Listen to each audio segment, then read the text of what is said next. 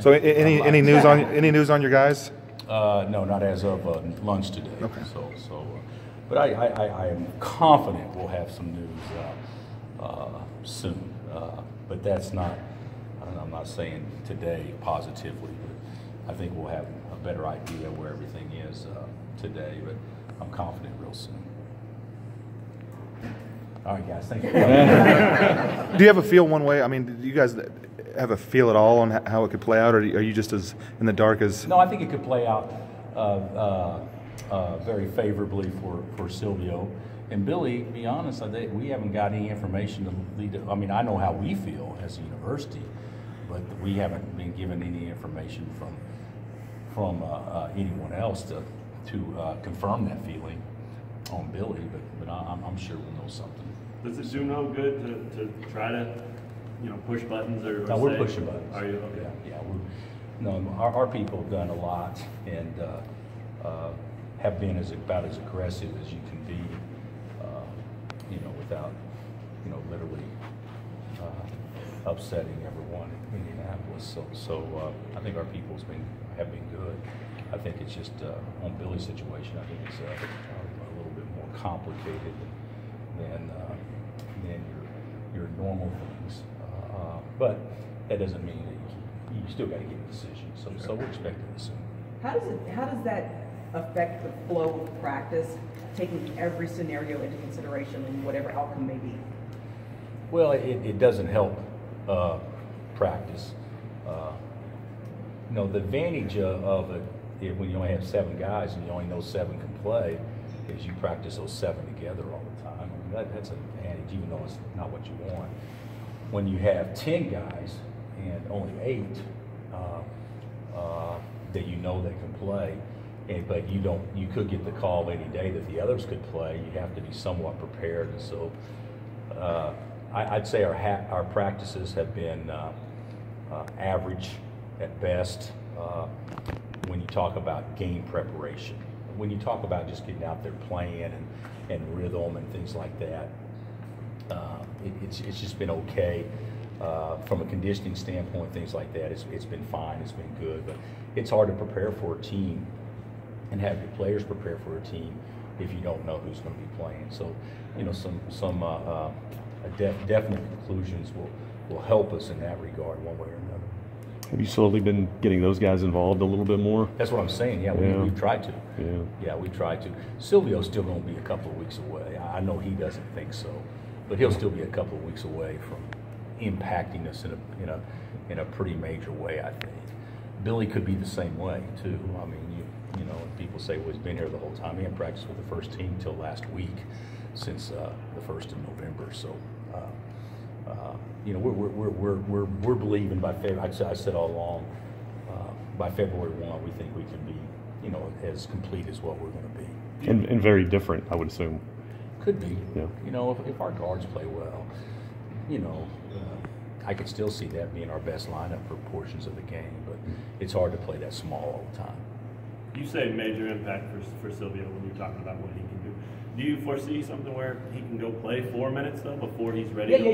Okay. No, he'll play. Okay. I'm talking about where he can have a major impact. Like right now, we're saying, okay, Billy, here's 3 things you need to know on offense, and here's 1 out of bounds play. Yeah. And here's if they run zone, here's 1 thing you need to know zone.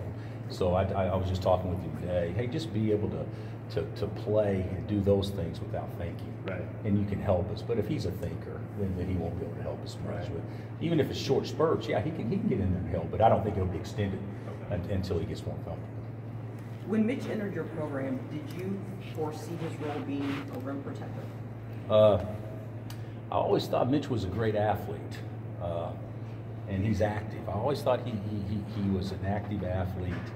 I don't think I ever thought that he would probably block 6 shots in a Big 12 game, but he was great the other night.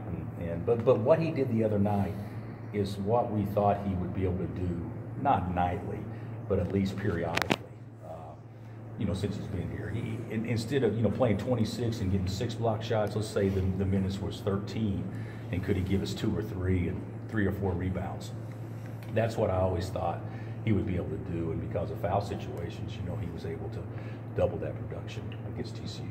What does Malik Newman need to do to get going? You know, I think you know, he's a thinker, and he's gotten slow because he's thinking too much, and you know, I didn't envision this last year at all, or this summer. You know, I thought he was one of our better athletes, and certainly had a chance to be one of our leading scorers, if not our leading scorer. So with that being said, I know that the reason for him, you know, not really playing as well or as productive of late isn't physical. I think it's more just he's just kind of frozen from a mindset standpoint. So he'll play better moving forward. We've talked, and he knows we need him to play well, and the players have told him what they needed from him, and the biggest thing is just confidence and go make it happen. You know, sometimes I think when kids are struggling, we've all done it. I mean, Tom Keegan's done this how many times? He's 2 over par going into 18, and he can say, oh God, if I just don't double it, if I just don't double it. He plays conservative, and he makes it 9. Okay, so we've all done that. And I think Malik's kind of done that too. You know, God dang, I just don't want to screw up. I just don't want to screw up. As soon as you think like that, you screw up. You pick one spot for him, then start small. And you just if you just do this little thing better. Nah, with Malik, yeah, maybe, but I've told him just be aggressive, try to score. Don't worry about anything other than being aggressive, but try to free him up. He's going to be fine, but he's probably hit a low point for him since he's been here for sure. I don't know. I can't speak to Mississippi State where it hasn't gone as scripted. But you know, you look at it, he's still averaging 10 points a game halfway through the season. So if we can get 12 or 14 out of him the second half, I think we'd be in pretty good shape. Has been getting back here to playing good basketball at home, which you usually are. Has that been a rallying cry this week for you? Well, you know, we haven't practiced yet. You know, you guys forgetting that we got to give them days off too. So you know, you play Saturday night, you get back. So yesterday's not a practice day. So today, I'm sure we'll talk about that. But you know, we got such a great home court here, and you know, we played poorly in it the last 2 times we played here, and just not as much energy. But we've had some things going on with our team, like all teams do, that has allowed us not to probably be our best because we weren't quite mind right. Like we should be on those nights, and when you're only playing 7 guys predominantly, and 1 or 2 of those guys have kind of an off mental day, you know, it definitely, you know, take 15-20% off. It's quite a bit. In the past, one guy doesn't, just put somebody else in and make sure he produces. So it's been a little bit different. Our margin for error hadn't been as good, but I think our heads are pretty good right now. Do you feel like you guys will want to play Iowa State after what happened here last year? Yeah, you know, you guys, I think media makes a bigger deal out of crap like that than what we do. Will I mention it? Yeah, I'll mention it. Last time we played them, they beat us in our building. But that's not something you circle and you froth at the mouth since last April because of one game. I mean, that's not how at least it works with me. Now, when Kentucky hammered us by 32 in Indianapolis or something, you could say, hey, remember that? And we'll say, hey, do you remember, you know, Donovan Jackson making the big shot, you know, last year, that kind of thing. But as far as motivation, if you have to motivate them that way, I don't quite buy into it as much. When Malik is playing his best, what does he do really well? Is this wet? I feel like it's wet. I don't think so. Is there? Yeah. Thanks for telling me before. When Malik is the guy you envision he's going to be and was last year in practice, what does he do best? I think he's got personality. I think he brings energy to the court. But what he does, Tom, he can go get his own shot. You know, he's never going to be Bruce Bowen, okay?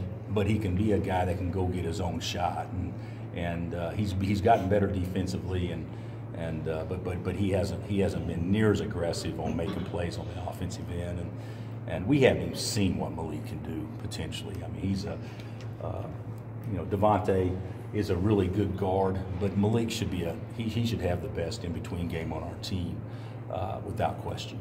This league, Tech in the top 10 now, TCU good. It's not turned upside down, but could it be a whole new batch of competitors here at the top for you? I don't. Well, it's, you know, second-ranked team in the country's, you know, the bad-dressed coach from West Virginia. You know, that, you know, West Virginia's 2, OU's like 7, is that right? And we're 12, TCU 8. No. Or sorry, Tech is 8. Tech is 8, yeah. and TCU's like 15. Is that about right, or They 16? stayed at 16. Yeah. So yeah, it's unbelievable. Yeah. But I really think that thus far this season, I think 3 of the best 10 teams in the country hail from our league. I really believe that. I really believe that Tech and OU and West Virginia, when they play, you know, at 90% of what they're capable of, I think they can all be top 10 teams. I really do. And we haven't played at 90% of what we're capable of consistently enough. So I certainly wouldn't put us in there right now. But do I think we have potential to get there? Absolutely. When a game goes to overtime, which team has the advantage? Of who's playing? Of just in Oh, theory. you mean of our league? Yeah. Oh, I don't know. You know, it probably depends on who they're playing. But I would say the team probably with the most depth. You know, if you're going to play 45 minutes or 50 minutes, you probably want to be able to play, you know, 8 or 10 guys. So that may be the advantage. So if we're down 2 on the road with 5 minutes left and Devontae's played 39 minutes, don't be surprised if we shoot a 3. Okay, let's just win it or go home. You know, that could be the attitude. Where in the past it would be, nah, let's get 5 more and grind it. So you know, I don't know who would have the advantage of all the teams in our league. Maybe the best free throw shooting team, because obviously both teams will be in the double bonus level. Would it be an over? Totally different team personnel-wise, obviously. Yeah, personnel-wise they are. Yeah. They still run some of the same stuff.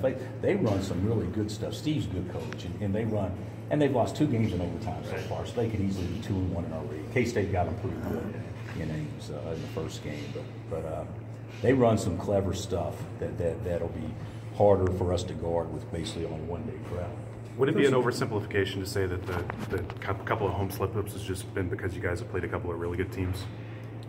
Yes. I would like to be able to say that. Now, guys, you play good teams, you can get beat. But if Kentucky, when they came in here, if we'd have lost that game in overtime, the conversation would be different. It would,